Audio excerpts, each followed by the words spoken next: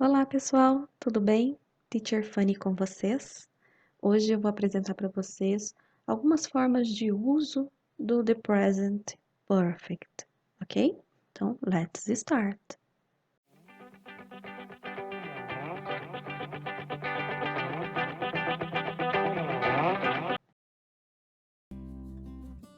Bom pessoal, agora eu vou contar uma história para vocês. I think I have had a very interesting life. I am 73 now, and I don't work anymore. I was in the army for 51 years. I retired when I was 69. I have been to so much countries that I can't remember all them. I've been to Australia 6 or 7 times and to South Africa 3 times. I have also been once to Russia, but I didn't like it at all. Much too cold for me. Então aqui eu tenho um senhor já aposentado, no momento presente, narrando a história dele, o que ele fez, os países que ele teve. Essa é uma forma da gente pensar no present perfect. Eu contar as minhas histórias de vida e apresentá-las ao meu ouvinte no momento presente. Ok? Então vamos agora a mais exemplos. You need. Você vai precisar do que, gente? Simple present of the verb to have. Esse simple present do verbo to have é o seguinte.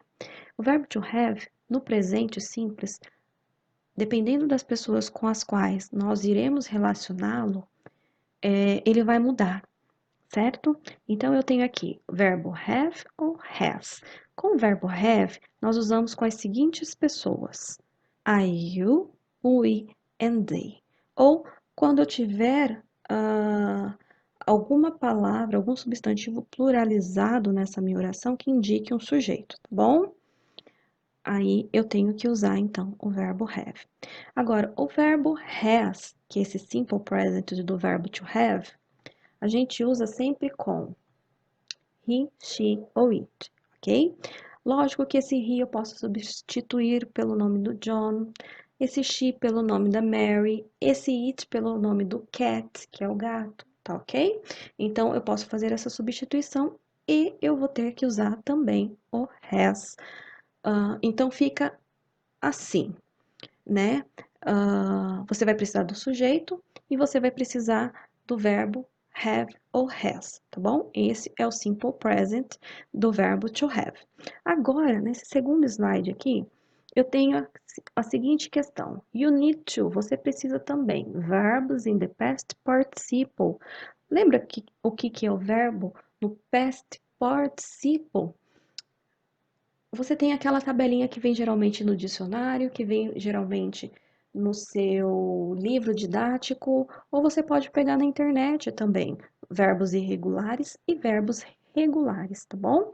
Eles têm a sua característica própria, a sua forma de ser escrito na língua inglesa, ok? Então, aqui eu trouxe os seguintes exemplos para vocês.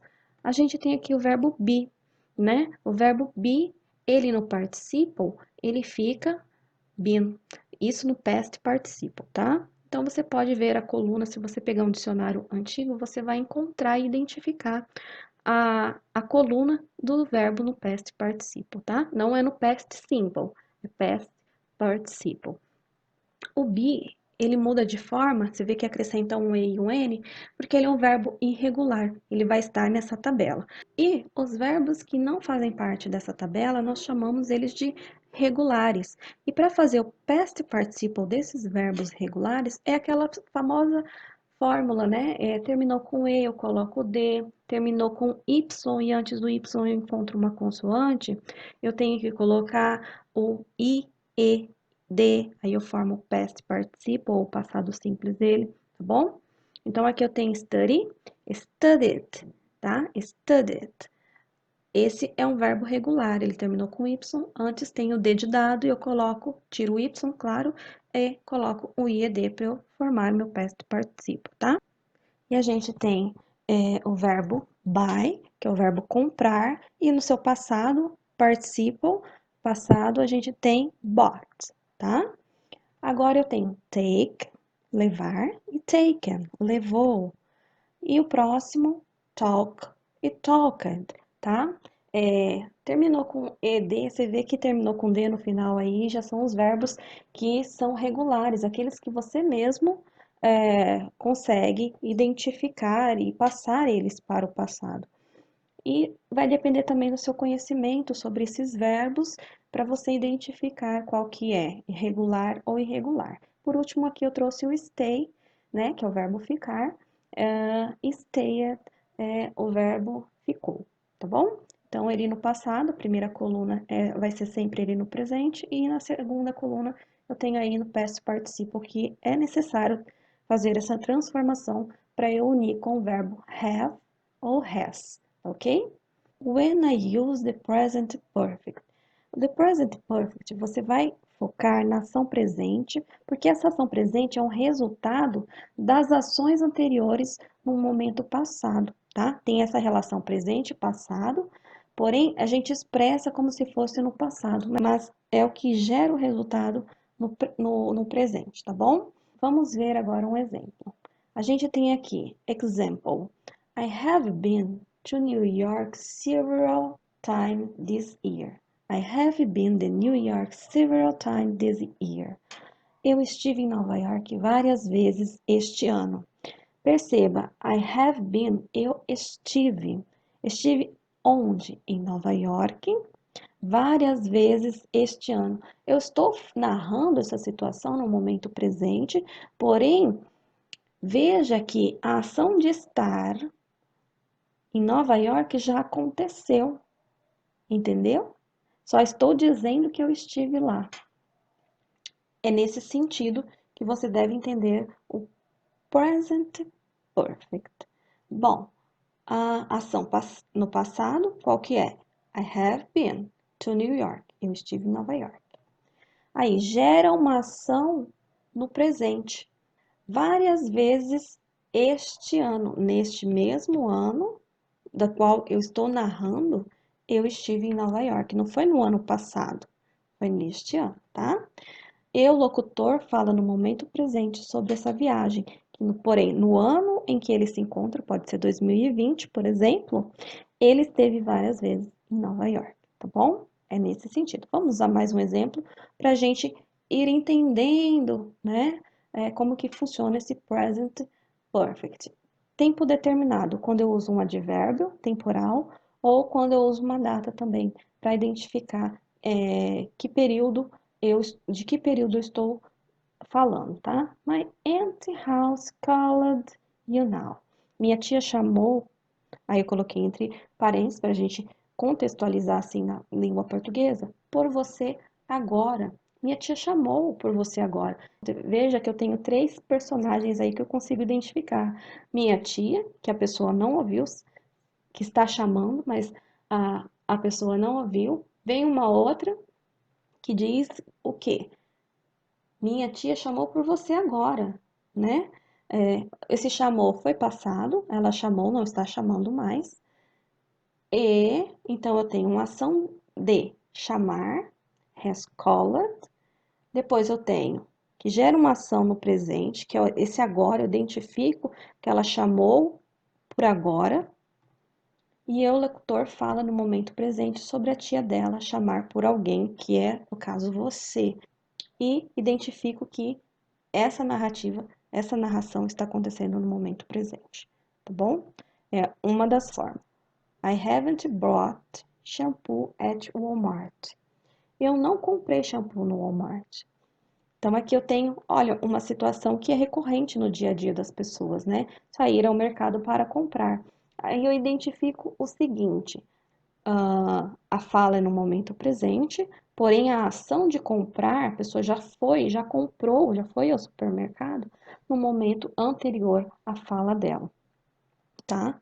Eu não comprei shampoo no Walmart. Aí, às vezes, as pessoas interpretam da seguinte maneira também, o uso do have e mais o verbo no past participle. Eu não tenho comprado, né? Também é uma forma de interpretar esse tempo do present perfect, tá bom? Então, você pode fazer essas duas comparações, mas eu prefiro usar só um verbo ali para identificar que a ação foi no passado.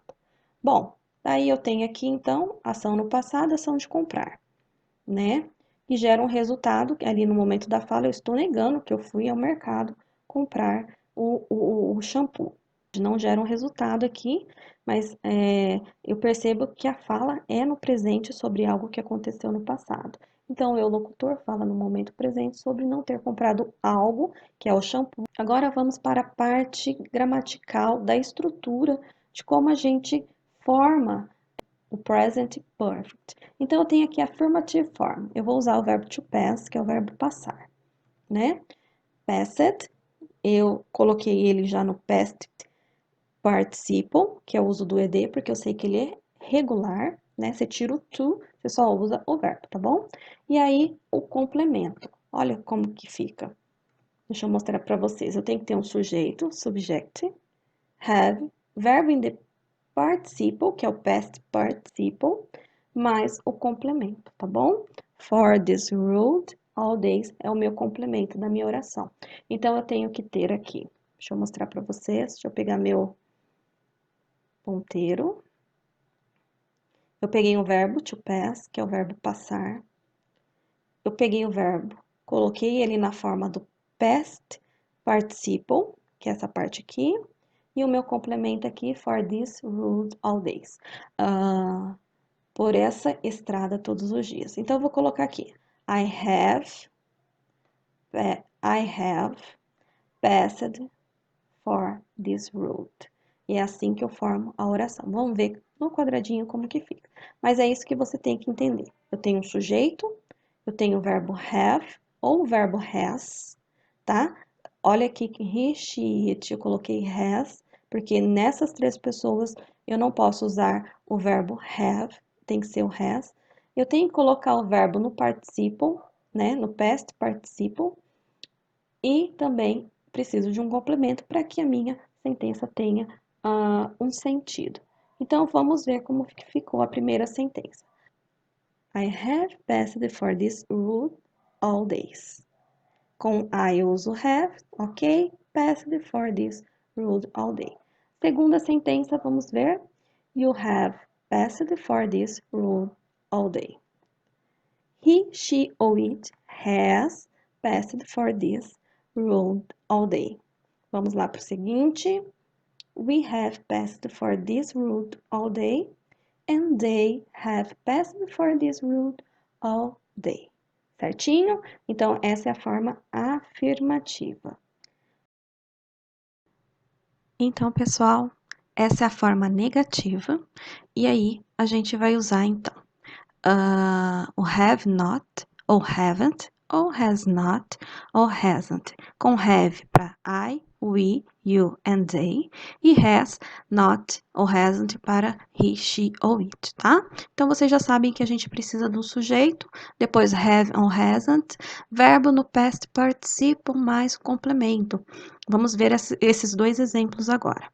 Eu tenho I haven't been at school more early e she hasn't been at school more early. Eu trouxe poucos exemplos, por quê? Porque passar para negativa, gente, é só colocar o not, tá? Depois do verbo auxiliar que é o have. Então fica I haven't, you haven't, he, she, it hasn't, we haven't, you haven't e they haven't, tá? Então essa é a forma negativa. Bom, agora interrogative form. O que nós temos? Have ou has in initial of the sentence or haven't or hasn't in initial of the sentence. Então, eu posso fazer interrogativas na interrogativa afirmativa. Eu vou colocar o have ou has, dependendo do sujeito que está na minha oração. E eu posso fazer interrogativa negativa também, haven't ou hasn't, ou geralmente sendo sarcástico sobre alguma coisa, eu uso também a interrogativa negativa. Então, primeiro exemplo, have you stood at my office all day? E o segundo exemplo eu tenho Has he stayed at school today? Ok? E na forma negativa, eu trouxe esses dois exemplos. Haven't you studied at my office all day? Tá vendo que eu só troquei? Passei a negativa para cá, mas é a mesma oração. E aqui também a mesma oração, eu só coloquei a forma negativa para cá, tá? Hasn't he stayed at school today? Bom, a interrogative form, eu trouxe detalhado para vocês na forma afirmativa, tá? Então, eu trouxe aqui o verbo to arrive, que é o verbo chegar, passei ele por past participle, coloquei o D no final, então ele ficou no passado, e to Brazil, que é o meu complemento, tá? Então, fica assim. Dependendo do meu sujeito, eu vou usar o have ou has. O sujeito vem depois, tá? Porque eu tô falando de sentenças, de orações que eu irei formar na interrogative form, na forma interrogativa de questionar algo, tá? Aí eu tenho o verbo in the past participle, ou no participle, né? Que a gente entende como past participle, e complemento, tá? Então, complemento aqui vai ser to Brasil, ao Brasil. O verbo principal que já está passado para o past participle é o arrived, né? E eu vou precisar do sujeito, I, you, he, she, it, we e they, e mais o verbo no simple present, que é o verbo to have, né? Have ou has. Então, vamos ver as sentenças como ficaram. Aqui eu deixei uma colinha para vocês, como que faz, né? Com todos os sujeitos. Falta aqui o verbo principal e o complemento, né? Que é o verbo principal no past participle e o complemento. Mas eu trouxe a sentença já completa. Aí a primeira fica assim: Have I arrived to Brazil? A segunda: Have you arrived to Brazil? Terceira: Has he, she or it arrived to Brazil? E Have we arrived to Brazil? E por último, have they arrived to Brazil? Né? Então, essa é a forma interrogativa, tá? Bom, pessoal, chegamos a mais o fim de uma aula e eu espero que eu tenha ajudado vocês na compreensão do que é e de como formar orações no present perfect, ok? Thank you for watching my video. Tenham todos uma boa semana e até as próximas aulas. Bye!